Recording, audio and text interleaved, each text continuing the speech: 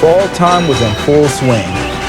That meant the weather was getting colder, the leaves were starting to change color,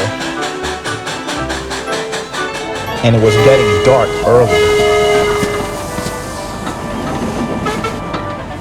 Late one morning, Larry and Josslyn arrived at Denville to pick up a freight train to take down to the seaport. It was going to be their last day working together before Larry went back to his branch line. "I need to get some water before we go," puffed Josslyn. "You can't wait until we're near the coast?" asked Larry. "She can't, because there's a chance she won't be able to get water later," Malcom said sternly. "Nonsense," Larry scoffed. "There's always a chance to get water." "I knew of one engine that had that same mindset," Malcom replied. "What engine?" asked Larry. "Please tell us about it," pleaded Josslyn. Malcom took a deep breath and began. A long time ago, there was a steam engine that worked on this railroad. He was a hard worker, but very conceited. One evening, he was to pull a passenger train, but was running late and refused to take on water before he left, despite the pleas from his crew.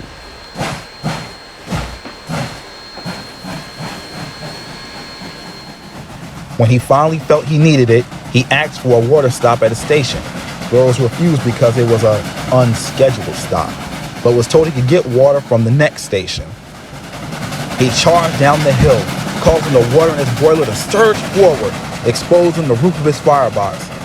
As he braked for a stop at the next station, it happened.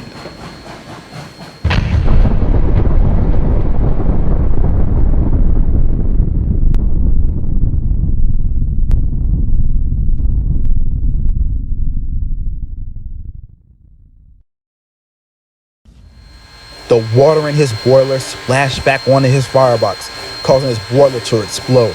Hot coals landed on another train, setting it on fire. His crew and some passengers on the platform were killed, while some were seriously injured. The engine was scrapped on site.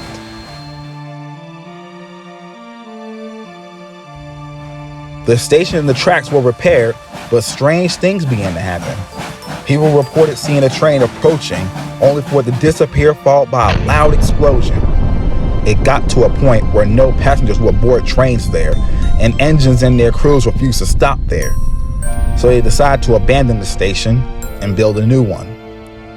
But some say the engine still haunts the station, hoping to make its last water stop.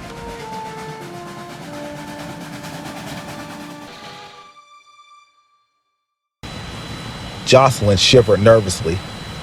Did that really happen?" "Yes, it did," Malcom replied mournfully. "I believe the boiler explosion happened," huffed Larry, "but not the ghost part," and he puffed importantly away.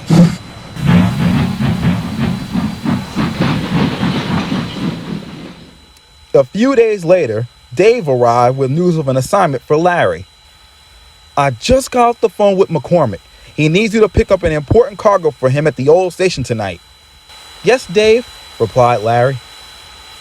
He was happy to be going to the old station. He could finally prove the ghost story wasn't real. Larry set out that evening.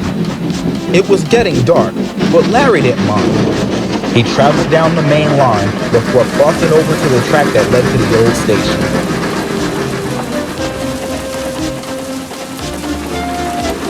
"Ghost engine," thought Larry to himself. Malcom probably made that part up to scare Josslyn. When he arrived at the old dilapidated station, he saw all the tracks, but the two mainline ones were overgrown. Larry didn't know where his special cargo was. Larry called out, "Hello? Is anyone there?" There was no reply. Larry puffed slowly forward. He began to feel uneasy as he made his way into the old yard. Ahead, Larry saw a shape, but it was so dark he couldn't tell what it was. When he got close enough, he gasped. There, on a siding, appeared to be an old engine.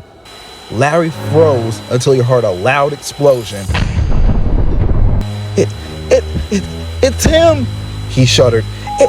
It's the ghost engine! Larry quickly coupled onto a boxcar in front of him and raced away.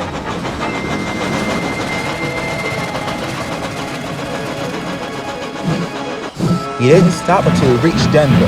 He dropped off the boxcar and steamed quickly away.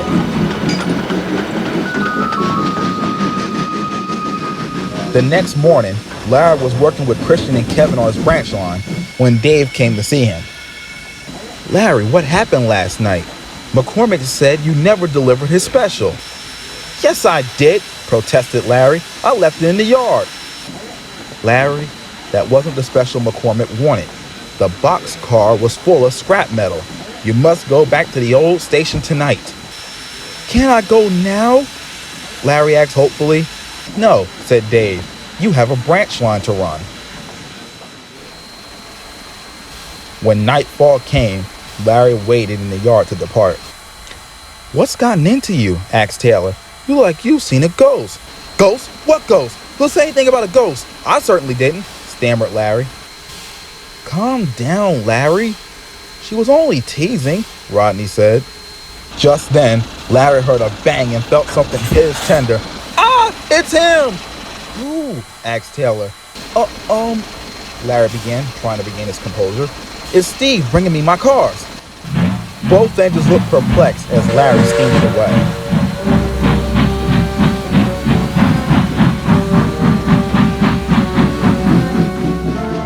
A little later, it got dark.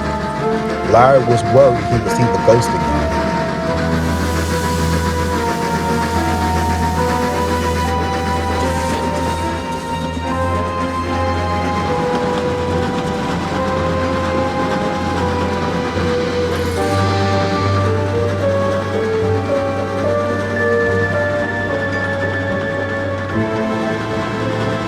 Larry wasn't paying attention and charged down the hill much too fast. "Whoa, slow down!" cried his driver and reached for the brake. Larry swerved off the main line into the yard. He looked ahead and saw the ghost! Larry shrieked. "And I'm headed straight for him!" He shut his eyes, preparing for the worst. He hit something with his drawbar and felt himself coming off the rails.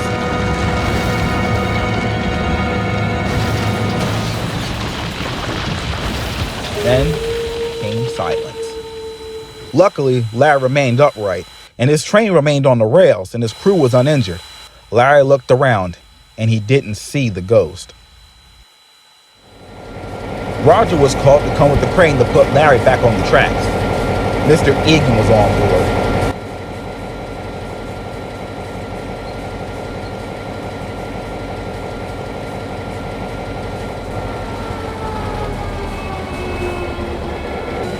"Larry, this is not like you to cause trouble like this." But sir, it was the ghost," Larry explained. "What the hell are you talking about?" Mr. Egan asked. Then Larry explained. Mr. Egan thought for a moment, then said something to Roger's driver, and Roger went further into the yard.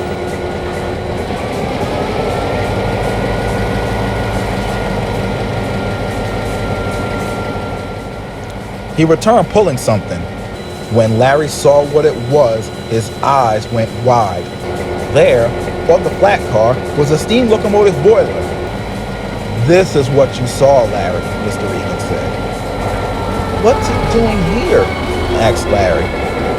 "This is what Mr. McCormick wanted you to collect. It's a new boiler for Sapphire."